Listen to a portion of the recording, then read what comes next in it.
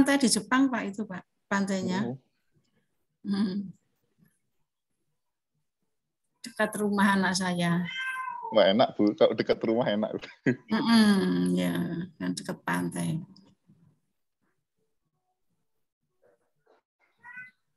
Kawan-kawan, sekali lagi sebelum kita mulai, tolong nama yang digunakan disesuaikan dengan format yang sudah diinformasikan. Kita mulai nggih, Bu Nur? Monggo, Pak. Bismillahirrahmanirrahim. Assalamualaikum warahmatullahi wabarakatuh. Waalaikumsalam warahmatullahi wabarakatuh. Asyhadu an la ilaha illallah wahdahu la syarikalah wa asyhadu anna Muhammadan abduhu wa rasuluhu la nabiyya ba'da. Allahumma sholli wa sallim wa barik ala Muhammad wa ala alihi wa ashabihi wa man tabi'ahum bi ihsanin illa yaumiddin, amma ba'du. Kawan-kawan, peserta mata kuliah pendekatan dan konsep arsitektur Islam, ya. Alhamdulillah, pekan yang lalu kita sudah menyelenggarakan presentasi tugas kelompok, ya. Kemudian sudah ada catatan yang harus direvisi dan beberapa kelompok kembali melakukan asistensi hasil revisinya, hasilnya jauh lebih bagus, ya, dan sudah diunggah di Open Learning. Ya, nanti kami tinggal mengkoreksi, ya, menilai tugas kelompok kawan-kawan. Ya, berarti untuk tugas kelompok kita sudah melalui, gitu ya. Nanti pasca UTS, ya, sesi-sesi awal UTS, sesi-sesi awal setelah UTS kita akan membicarakan tugas individunya, begitu ya. Kemudian hal kedua yang harus saya sampaikan, mohon maaf karena sampai saat ini kuis belum saya buka karena sepertinya di Open Learning ada trouble begitu untuk menyelenggarakan kuis, gitu ya, kawan-kawan. Kita tunggu dulu, ya, karena sampai sekarang belum bisa di on-kan untuk kuisnya, begitu. Sambil saya otak-atik lagi nanti. Di pekan ini sebenarnya kita pekan ke-6, ya. Berarti kita hanya menyisakan satu pekan lagi, pekan depan, kemudian di tanggal 18 kita akan UTS, gitu ya. Tetapi pekan 6 ini adalah materi kelima, gitu ya. Jadi ini materi kelima kita di pekan ke-6 kita menyelenggarakan perkuliahan. Sebagai kisi-kisi kawan-kawan, nanti UTS-nya berkisar antara materi sesi kedua, sesi ketiga, ya, materi tentang relasi antara Islam dan arsitektur, ya, sesi ketiga materi tentang latar belakang arsitektur Islam, sesi keempat materi tentang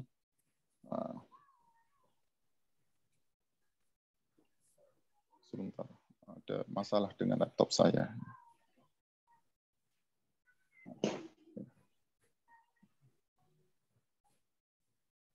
Sesi keempat materi tentang argumentasi arsitektur Islam, dan sesi yang sekarang ini materi tentang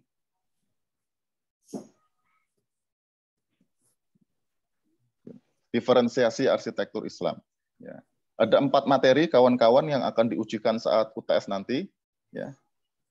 Materi sudah bisa diakses di Psikologi, kemudian nanti rekaman, ya, semoga bisa secepatnya dari timnya Mbak Anissa untuk memberikan kepada saya hasil rekamannya sehingga bisa diakses juga di Open Learning, ya, mohon maaf, Open Learning, agar kawan-kawan bisa kembali mempelajari materi yang sudah kita bicarakan secara sinkronik. Begitu. Nah, jadi 4 materi itu ya nanti yang akan ditanyakan kembali ketika UTS. Nah, materi relasi Islam dan arsitektur, ya, materi latar belakang arsitektur Islam, materi argumentasi arsitektur Islam, dan materi diferensiasi arsitektur Islam. Ada 4 materi yang nanti akan ditanyakan ke dalam 5 soal UTS. Nah, gitu ya. Ada 5 soal UTS, materinya ada 4. Gitu ya. Ada soal yang akan mengacu pada tugas kelompok kawan-kawan kemarin. Nah, gitu. Jadi tugas kelompok itu, ya, kok tugasnya kecil kok berkelompok. Nah, pertama, tugas kecil berkelompok itu untuk memudahkan kawan-kawan memahami materi argumentasi arsitektur Islam yang memang materinya rumit gitu ya. Jadi diharapkan dengan membuat tugas itu bersama-sama, kawan-kawan dapat kembali ya mengingat-ingat, memahami materi argumentasi arsitektur Islam melalui studi kasus. Ya, ada objek arsitektur Islam pada masa kontemporer.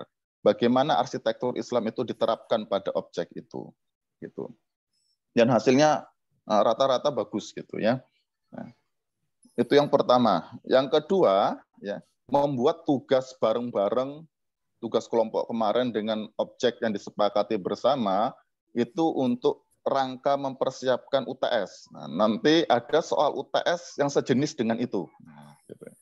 Kawan-kawan sudah mengerjakan bareng-bareng, punya pengalaman, ya dalam rangka untuk memahami materi argumentasi arsitektur Islam sekaligus persiapan untuk UTS dengan menjawab soal yang serupa gitu ya dengan tugas kelompok kemarin gitu ya.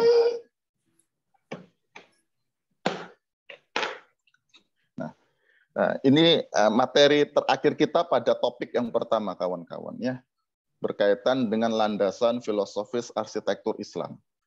Setelah materi ini kita akan memasuki topik kedua, yakni ragam pendekatan arsitektur Islam. Ya, mulai pekan depan, insya Allah kita akan memasuki topik kedua. Dan untuk kali ini, sekali lagi, ini adalah materi terakhir untuk topik pertama, ya, landasan filosofis arsitektur Islam. Yang ini sebenarnya sudah ditanyakan oleh Mbak Disla ya, pada sesi yang lalu, kok tidak salah. Atau beberapa sesi yang lalu ya Mbak Disla menanyakan. Nah, lalu apa bedanya arsitektur Islam dengan arsitektur selainnya?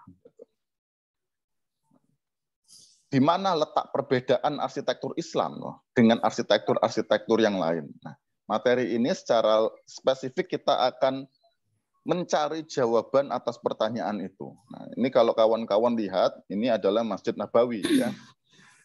Masjid Nabawi yang kubahnya hijau itu menjadi ciri khas ya, karena di bawah kubah hijau itu terdapat makam Rasul Muhammad, Abu Bakar As-Siddiq dan Umar bin Khattab.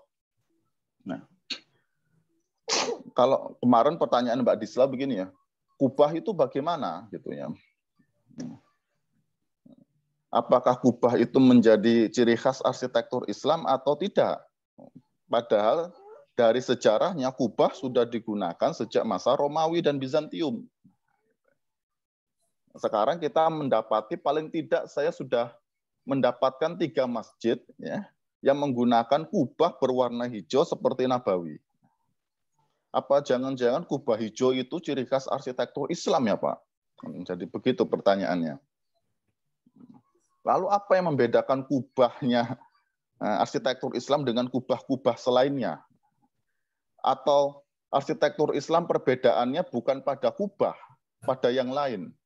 Nah, gitu. Ya. Di mana letak keorisinilan, keautentikan, keaslian dari Masjid Nabawi kalau begitu? Kalau kubahnya ternyata minjem, gitu ya, minjem dari Romawi yang kemudian dimodifikasi. Minaretnya minjem juga, ya. Minaret itu minjem. Ya, ada beragam versi ya, ada yang katanya dari gereja Kristen Koptik di Mesir, ya, gereja Kristen Koptik itu umat Nasrani tapi masih memuja matahari gitu ya. Jadi buat minaret tinggi-tinggi, pendetanya naik ke atas minaret, kemudian semedi menghadap ke matahari ya. Atau meniru dari mercusuar di Alexandria, Mesir juga gitu ya. Karena di mercusuar itu bangunannya tinggi dan ada apinya. Dulu belum ada lampu, ya api gitu. Nah, sebenarnya minar gitu ya. Kok ada kesamaan istilah dengan mercusuar yang ada apinya di sana gitu. Atau meniru dari Babylon, zigurat ya.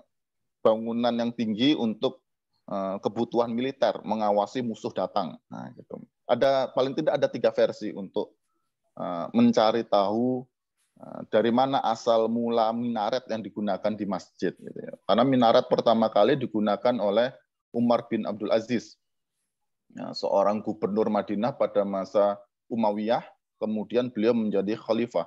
Ya. Tapi paling dekat, ya, minaret ini terpengaruh dari Mesir, apakah dari mercusuar ataukah dari gereja. Paling dekat itu, karena ketika itu hubungan umat Islam dan daerah kekuasaan umat Islam ke daerah barat sampai ke Mesir itu sudah kuat sekali hubungannya. Bukan saja hubungan politik, tapi juga hubungan budaya. Gitu. Sementara untuk Babylon yang ke arah timur, gitu ya, ke arah Persia itu, ya, itu tidak sekuat ke barat, gitu ya, tidak sekuat ke arah barat. Gitu.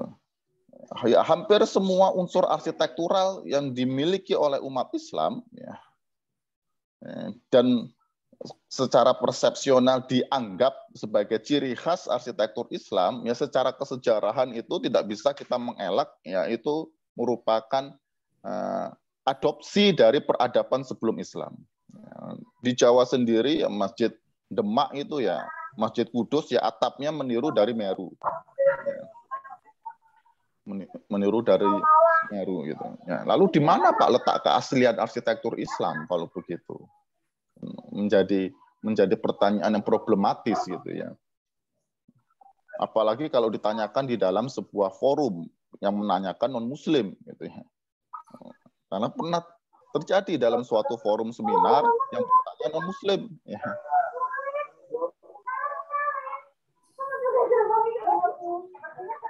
Mohon maaf yang suaranya terbuka, tolong bisa di-mute dulu ya. Terima kasih. Ya. Nah, kalau non-Muslim bertanya ini kan menjadi lebih problematis lagi kita sebagai umat Islam. Di mana ya letaknya? Perbedaannya kan begitu ya. Kalau kita menjawab dari Kubah, ya mudah di counter. Kita menjawab dari minaret ya juga mudah. Lalu bagaimana dengan ornamentasi? Ya. Sampai sejauh ini, untuk terkait dengan aspek ornamentasi, yang dianggap paling orisinil adalah Arabex. Ya. Ornamentasi floral, yang mulai diperkenalkan umat Islam di Masjid Agung Damaskus, ya, Masjid Jami Damaskus pada masa Umayyah. Ya, orang Barat menyebutnya itu Arabex. Ya. Ornamentasi khas orang Arab. Cuma orang Arab yang pernah membuat ornamentasi pada masa itu seperti itu. Ya. Ornamentasi di dinding yang luas semuanya berkaitan dengan tumbuh-tumbuhan. Yang umat Islam terinspirasi dari surga. Ya. Membuat ornamentasi itu terinspirasi dari surga awalnya. Bagaimana menghadirkan keindahan surga dalam ornamentasi. Sehingga masjid ya, dipenuhi dindingnya ya, dengan tentu saja bukan di dinding kiblat ya, dengan ornamentasi floral untuk mencitrakan surga gitu, ya, karena surga itu kan jannah ya, taman gitu. Ada tajri min tahtihal anhar, ada sungai-sungai yang mengalir di bawahnya, diceritakan itu ya, digambarkan itu di dalam ornamentasi itu ya. Dan orang Barat mengakui dengan memberinya nama Arabex. Ya, itu ornamentasi punya orang Arab. Ya, tidak ada di dunia Barat ornamentasi seperti itu. Tetapi masalahnya kemudian dalam literatur Barat ya disebutnya Arabex. Jadi itu ornamentasi orang Arab, bukan orang Islam. Mereka mengakui itu punya orang Arab, tapi bukan punya orang Islam. Walaupun bisa saja kita kemudian berargumentasi, ya itu punya orang Islam. Kenapa? Karena dalam membuat ornamentasi itu terinspirasi dari ayat-ayat di dalam Al-Quran. Nah, berarti ini ke argumentasi objektif yang sudah kita bahas. Al-Quran sebagai sumber inspirasi dalam merancang. Lampunya satu. Oh, ya,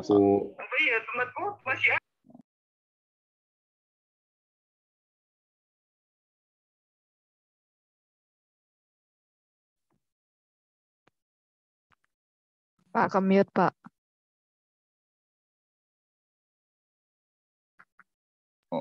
Yang paling memiliki orisinalitas yang tinggi itu ya ornamentasi Arabex itu ya. Karena menggambarkan surga, jannah ya, taman.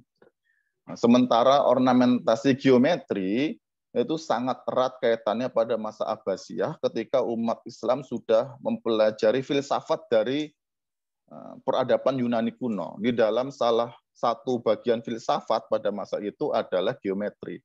Ya. Jadi geometri dulu matematika menjadi bagian dari filsafat, sehingga filsafat dikatakan the mother of science. Ya. Ibu dari segala ilmu pengetahuan itu filsafat, karena pada masa itu belum ada pemisahan ilmu pengetahuan seperti sekarang ini. Semuanya menjadi bagian dari filsafat. Bahkan Newton mengistilahkan fisika itu dengan the philosophy of nature, ya, filsafat alam. Pada masa itu belum ada kosakata fisika, gitu ya, belum ada kosakata fisika. Nah, peradaban Yunani sangat maju dengan geometrinya, dengan matematikanya. Ya. Salah satu hasilnya adalah ornamentasi geometri, yang kemudian dipelajari oleh umat Islam dan dikembangkan dalam skala yang lebih masif, skala yang lebih luas. Begitu juga dengan Mukornas. Ya, Mukornas itu ornamentasi geometri tetapi 3 dimensi. Itu pengembangan dari yang dilakukan pada masa Yunani kuno. Yunani kuno belum punya itu, gitu ya. Tetapi awal mulanya itu masih ada kaitannya dengan peradaban sebelum Islam. Ya, hanya Arabex yang kalau kita merujuk pada literatur Barat, ya, itu memiliki nilai keaslian yang tinggi, gitu ya. Walaupun orang Barat mengaku itu Arab bukan Islam, gitu ya. Nah, lalu dari mana perbedaannya? Nah, kita akan mencoba itu. Nah, begini kawan-kawan, kita mau tidak mau harus